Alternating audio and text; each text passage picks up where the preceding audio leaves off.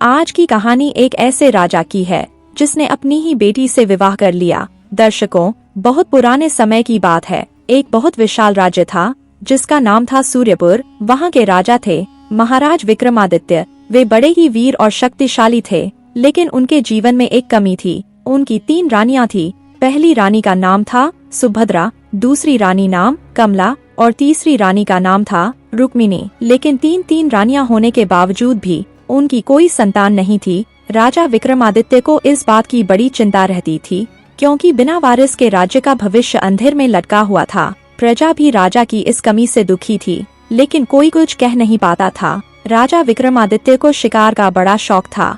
वे अक्सर अपने घोड़े पर सवार होकर जंगल की तरफ निकल पड़ते थे। एक दिन सुबह सुबह सूरज की पहली किरणें अभी अभी निकली ही थी कि राजा अपने कुछ सैनिकों के साथ शिकार पर निकले। जंगल बहुत ही घना था। पेड़ों की छाव में हिरण और अन्य जानवर इधर उधर भाग रहे थे।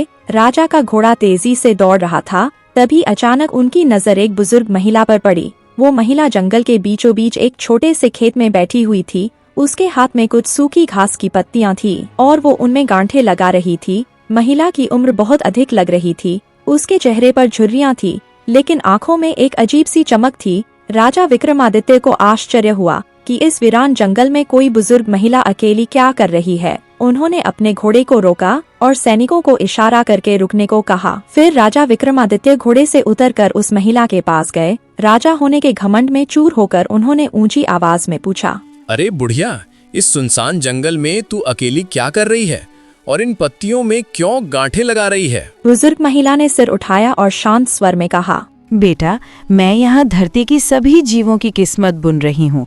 किसी की जोड़ी बना रही हूँ तो किसी की जोड़ी तोड़ रही हूँ। किसी को खुशी दे रही हूँ तो किसी को दुख दे रही हूँ। यही मेरा काम है, क्योंकि मैं भाग्य की देवी हूँ। राजा को उस बुजुर्ग महिला की बातों पर हंसी आ गई। वे बोले, भाग्य की देवी? और वो भी तुम? कहीं तुम पागल तो नहीं हो गई? जरा साफ साफ बता, ये जोड़ियां कैसे बनती है? उस बुजुर्ग महिला ने मुस्कुराते हुए कहा, हे राजन, मैं संसार के हर जीव का जीवन साथी तय करती हूँ। किसी को अमीर से जोड़ती हूँ तो किसी को गरीब से। किसी की शादी सुखी बनाती हूँ तो किसी की दुखी। ये नियम है प्रकृति का और मैं उसका हिस्सा हूँ। राजा का घमंड और बढ़ गया, क्योंकि वे 3 रानियों के पति थे, लेकिन उन्हें अभी तक कोई बच्चा नहीं हुआ था। फिर भी वे बोले, अच्छा बुढ़िया, अगर तू इतनी शक्तिशाली है तो बता, मेरी जोड़ी तूने किसके साथ बनाई है? मेरी शादी किससे होगी? उस बुजुर्ग महिला ने राजा की आंखों में देखा। उसे राजा का घमंड साफ दिख रहा था। वो जानती थी कि राजा पहले से ही शादीशुदा है, फिर भी मजाक कर रहा है। उस बुजुर्ग महिला ने सोचा कि इस घमंडी को सबक सिखाना जरूरी है। इसलिए उस बुजुर्ग महिला ने गंभीर होकर कहा, हे राजा, तूने मुझसे पूछा है तो सुन। तेरी जोड़ी मैंने तेरी पहली रानी सुभद्रा से जन्मी तेरी ही सगी बेटी के साथ बनाई है। तेरी शादी अपनी ही बेटी से होगी। तूने मुझसे जो मजाक किया उसका फल तुझे अवश्य मिलेगा। ये शब्द सुनते ही राजा के होश उड़ गए। उनके पैरों तले जमीन खिसक गई। वे घुटनों के बल बैठ गए और बोले, माँ, मैंने गलती की, मुझे माफ कर दो। मैं घमंड में आ गया था।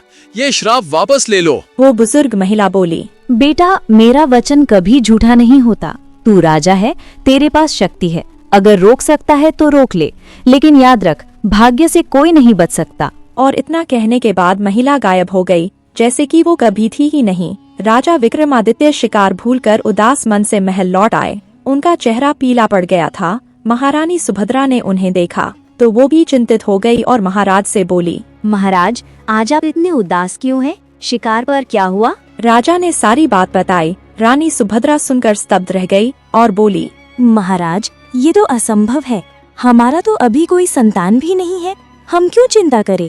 और अगर कभी बेटी हुई भी तो हम उसे जन्म लेने ही नहीं देंगे। अब राजा को रानी की बात अच्छी लगी और वे सोचने लगे, अरे हाँ, जब बेटी होगी ही नहीं तो श्राप भला कैसे पूरा होगा? अब धीरे धीरे समय बीतने लगा। राजा विक्रमादित्य राजकाज में व्यस्त हो गए, लेकिन मन में एक डर हमेशा रहता था। कुछ महीनों बाद एक खुशखबरी आई कि महारानी सुभद्रा गर्भवती हो गई। पूरे राज्य में खुशियां मनाई गई, ढोल बजे, मिठाइयां बांटी गई। लेकिन रानी सुभद्रा के मन में अब वही श्राप घूमने लगा। वो हर समय सोचती रहती, अगर सच में मुझे कहीं बेटी हो गई तो, और महाराज ने उससे विवाह कर लिया तो?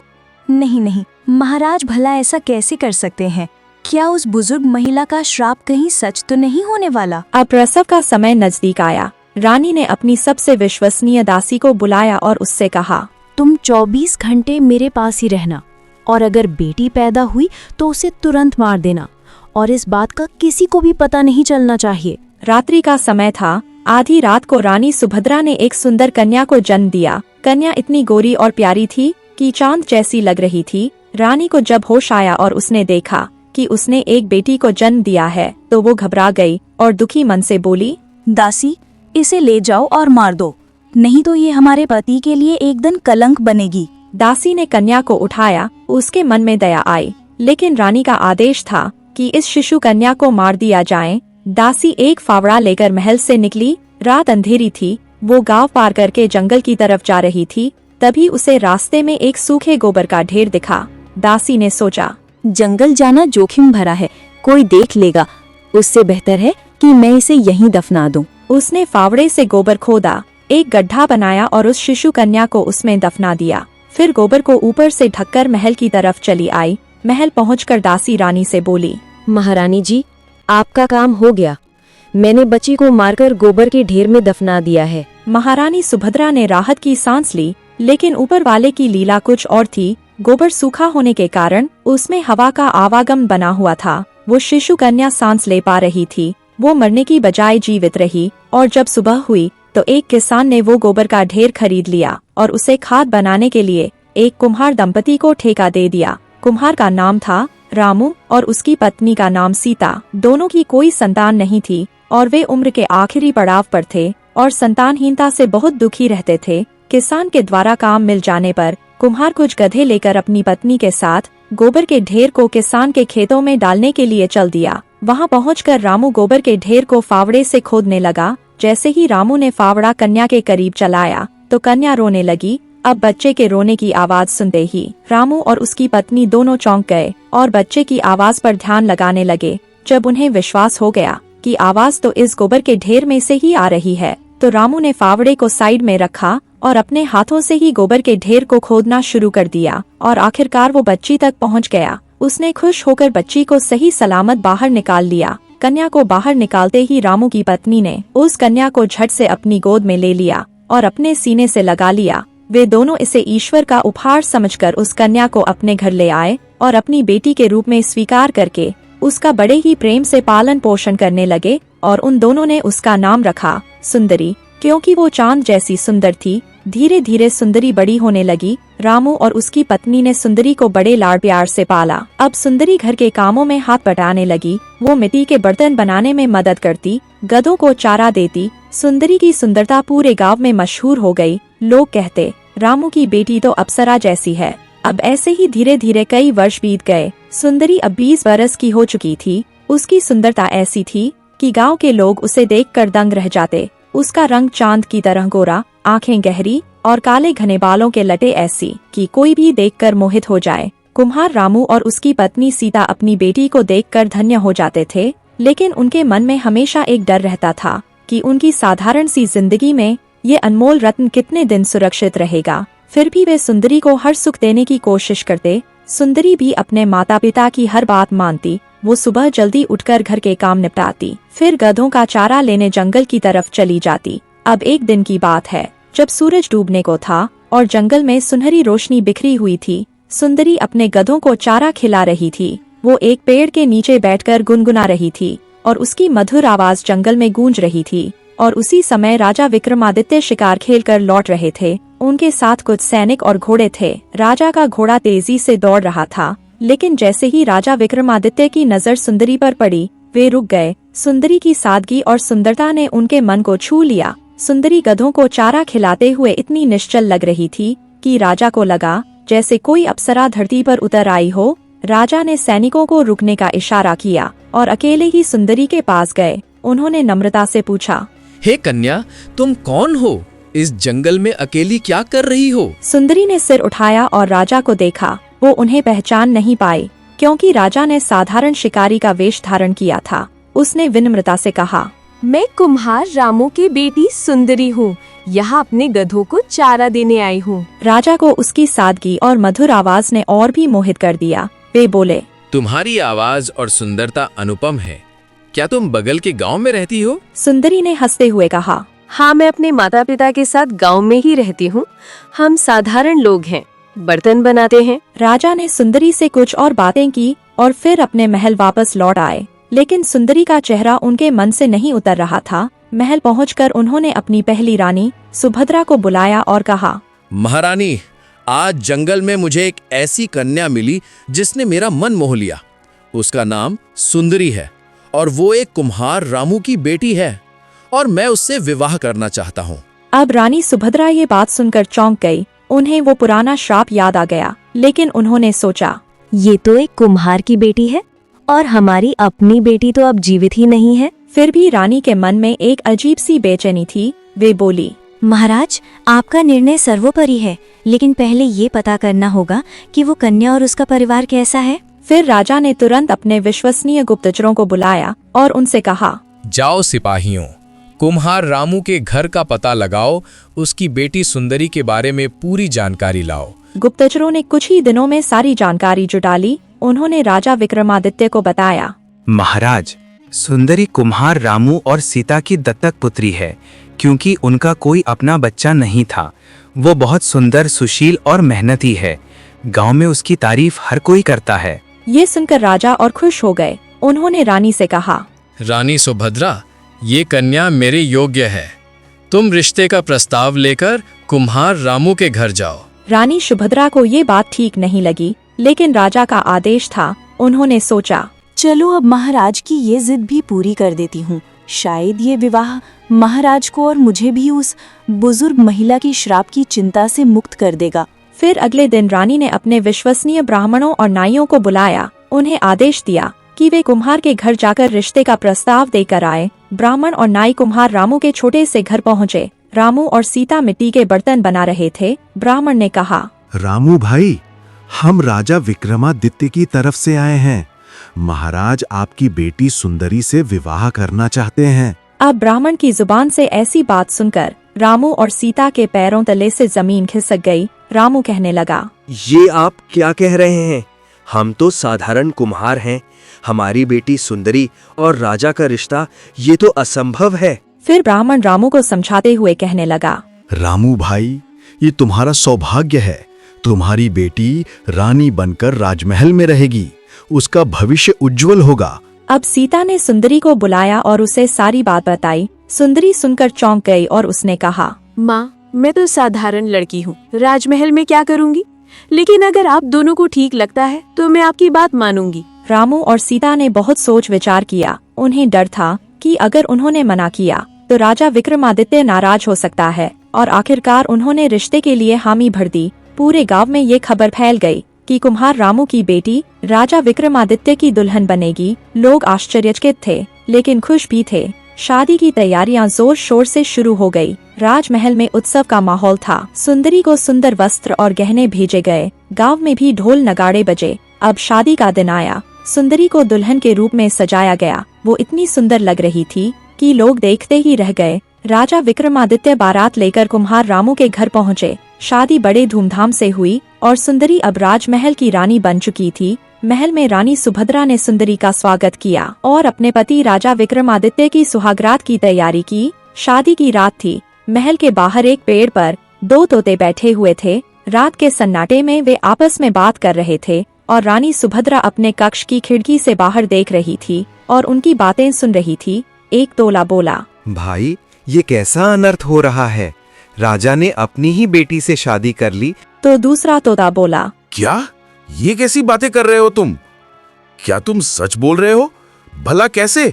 बताओ मुझे कि आखिर सुंदरी राजा विक्रमादित्य की बेटी कैसे हो गई? इस पर पहले वाले तोते ने राजा की पूरी दास्तान सुना दी, जिसे महारानी सुभद्रा बड़े ध्यान से सुन रही थी, और उसने दोनों तोते की दास्तान को सुनना जारी रखा। पूरी दास्तान सुनने के बाद दोनों तोतों ने भगवान से प्रार्थना की, हे भगवान, आज के बाद आप हमारी बोलने की और सोचने की शक्ति हमसे वापस ले लो, ताकि हम ऐसे किसी भी अनर्थ को समझ ना सके जिससे हमें जीने में आसानी होगी। तभी वहाँ एक चमत्कार हुआ और उसी क्षण दोनों तोतों के बोलने और सुनने की शक्ति चली गई। रानी सुभद्रा ने जब ये नजारा देखा तो उसे समझने में अधिक समय नहीं लगा कि सुंदरी कोई और नहीं बल्कि उसी की बेटी है। वे दौड़ती हुई सुंदरी के कक्ष में पहुंची। सुभद्रा ने देखा कि सुंदरी एक बड़े से पलंग पर बैठी हुई थी, दुल्हन के जोड़े में सजी सवरी। उसकी आंखों में एक अजीब सी उदासी थी, मानो उसे भी कुछ अनहोनी का आभास हो रहा हो। रानी सुभद्रा ने उसे धीरे से पूछा, सुंदरी, क्या तुम्हें अपने बचपन की कोई बात याद है? तुम्हारे माता पिता ने तुम्हें कभी बताया कि तुम उनकी अपनी बेटी नहीं हो? रानी सुभद्रा ने ऐसा कहते ही सुंदरी ने आश्चर्य से रानी की तरफ देखा और कहा, हाँ, उन्होंने बताया था कि मैं उनकी गोद ली हुई बेटी हूँ और मैं उन्हें गोबर के ढेर में मिली थी, लेकिन इससे ज्यादा मुझे कुछ नहीं पता। अब सुंदरी की ये बात सुनकर रानी के पैरों तले जमीन खिसक गई। गोबर का ढेर, ये वही बात थी जो उनकी दासी ने उन्हें बताई थी। रानी को अब कोई शक नहीं रहा था कि सुंदरी उनकी अपनी बेटी है, जिसे उन्होंने मारने का आदेश दिया था, लेकिन विधाता ने उसे बचा लिया था। रानी की आंखों से आंसू बहने लगे। उन्होंने सुंदरी को गले लगा लिया और फूट फूट कर रोने लगी। सुंदरी घबरा गई। उसने पूछा, महारानी जी, आप क्यों रो रही हैं?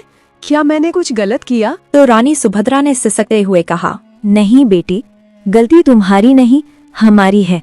हमने एक बड़ा पाप किया है। फिर रानी सुभद्रा ने सुंदरी को सारी बात बताई कि कैसे राजा को श्राप मिला था और कैसे उन्होंने अपनी नवजात बेटी को मारने का आदेश दिया था और कैसे वो बेटी अब उनके सामने दुल्हन बनकर बैठी है। सुंदरी ये सब सुनकर स्तब्ध रह गई। उसका चेहरा पीला पड़ गया। वो बोली, तो मैं आपकी बेटी हूँ और महाराज मेरे पिता है, ये कैसे हो सकता है? ये तो अनर्थ है। अब उसी समय राजा विक्रमादित्य कक्ष में आए। उन्हें रानी और सुंदरी को रोते हुए देखकर चिंता हुई। वे बोले, सुभद्रा, ये क्या हो रहा है? तुम दोनों क्यों रो रही हो? फिर रानी सुभद्रा ने सारी बात राजा को बता दी। रहस्यमय तोतों की बात, सुंदरी का गोबर के ढेर में मिलना और वो श्राप जो अब सत्य हो चुका था। राजा ये सब कुछ सुनकर टूट गए। उनके घमंड ने उन्हें इस मुकाम तक पहुंचाया था। वे सुंदरी के सामने घुटनों के बल बैठ गए और बोले, बेटी, मुझे माफ कर दो। मैंने एक भयंकर भूल की। मैंने भाग्य को चुनौती दी और आज उसी का फल मैं भुगत रहा हूँ। सुंदरी भी फूट फूट कर रो रही थी। वो बोली, पिताजी, ये आपकी गलती नहीं, ये तो भाग्य का खेल है। लेकिन अब हम क्या करें? भला ये पाप कैसे धुल सकता है? राजा और रानी एक दूसरे की तरफ देखने लगे। उनके पास कोई जवाब नहीं था। राजा ने एक पल सोचा, फिर उन्होंने सुंदरी की तरफ देखा और कहा, बेटी, तुम्हारा कोई दोष नहीं। तुम हमारे राज्य की रानी हो। ये राज्य अब तुम्हारा है। अपने पालक माता पिता रामू और सीता को यहाँ बुला लो और उनके साथ मिलकर इस राज्य को संभालो। फिर राजा ने अपने मंत्री को बुलाया और उन्हें समझाते हुए कहा, आज से हमारी बेटी सुंदरी और उसके बालक माता पिता इस राज्य को संभालेंगे। प्रजा का ध्यान रखना। इतना कहकर राजा और रानी ने धरती माता से प्रार्थना शुरू कर दी। हे माता, मुझे अपनी गोद में ले लो। मैं इस बोझ को और नहीं उठा सकते। फिर अचानक धरती में एक दरार पड़ी। ऐसा लगा जैसे धरती माता ने रानी और राजा की पुकार सुन ली हो। फिर राजा और रानी धीरे धीरे उस दरार में समा गए। सुंदरी ये सब देखकर चीख पड़ी, लेकिन वो कुछ कर ना सकी। महल के लोग दौड़ कर आए, लेकिन तब तक सब कुछ खत्म हो चुका था। सुंदरी ने अपने पालक माता पिता रामू और सीता को महल बुलवाया। प्रजा दुखी थी, लेकिन सुंदरी की सादगी और साहस देखकर उन्हें भरोसा हुआ। सुंदरी ने अपने पालक माता पिता के साथ मिलकर राज्य संभाला। उसने अपने पिता के घमंड और श्राप की कहानी को एक सबक के रूप में प्रजा को भी सुनाया, ताकि कोई भी भाग्य को चुनौती देने की भूल न करें। दर्शकों, घमंड का फल हमेशा दुखदायी होता है। राजा विक्रमादित्य के घमंड ने उन्हें भाग्य की देवी से मजाक करने पर मजबूर किया, जिसके कारण उन्हें अपनी ही बेटी से विवाह का श्राप मिला। ये सिखाता है कि किसी की शक्ति, स्थिति या भाग्य को चुनौती देना खतरनाक हो सकता है। भाग्य से बड़ा कोई नहीं। राजा और रानी ने कितनी भी कोशिश की, बेटी को मारने की योजना बनाई, श्राप को टालने की कोशिश की, लेकिन भाग्य की लिखी लकीरें मिटाई नहीं जा सकती। ये हमें सिखाता है कि जीवन में जो होना है वो होकर रहेगा। हमें विनम्र रहना चाहिए और प्रकृति के नियमों का सम्मान करना चाहिए। पाप का फल अवश्य भोगना पड़ता है।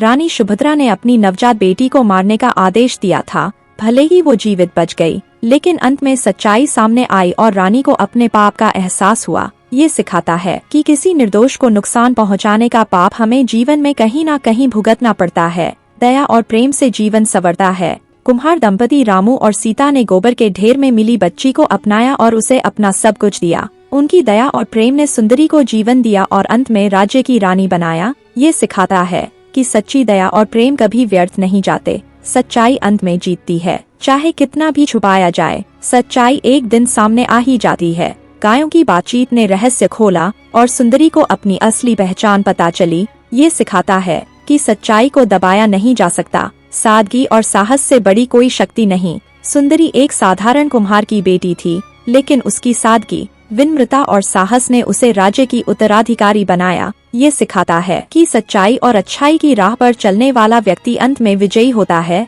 दर्शकों, यही थी आज की कहानी, घमंड का अंत और भाग्य का खेल। एक राजा जो इतना शक्तिशाली था, फिर भी भाग्य के आगे घुटने टेकने पड़े। एक माँ जिसने अपनी बेटी को खोया और फिर उसी बेटी को रानी बनते देखा, और एक साधारण कन्या सुंदरी जिसने सादगी और साहस से पूरे राज्य को संभाला। अब सीख यही है कि घमंड मत करो, भाग्य का सम्मान करो, दया करो और सच्चाई की राह पर चलो। अगर आपको ये कहानी पसंद आई, अगर ये कहानी आपके दिल को छू गई हो, तो वीडियो को एक लाइक जरूर करें और कमेंट में बताएं कि आपको सबसे ज्यादा क्या सीख मिली। अपने दोस्तों और परिवार के साथ शेयर करें ताकि वे भी ये सीख सकें। और हाँ, चैनल को सब्सक्राइब जरूर कर लें और बेल आइकॉन दबाना ना भूलें ताकि अगली कहानी सीधे आपके पास पहुंचे। तो चलिए दर्शकों, मिलते हैं एक नई कहानी के साथ। तब तक के लिए अपना ख्याल रखना और वीडियो अंत तक देखने के लिए आपका बहुत बहुत धन्यवाद।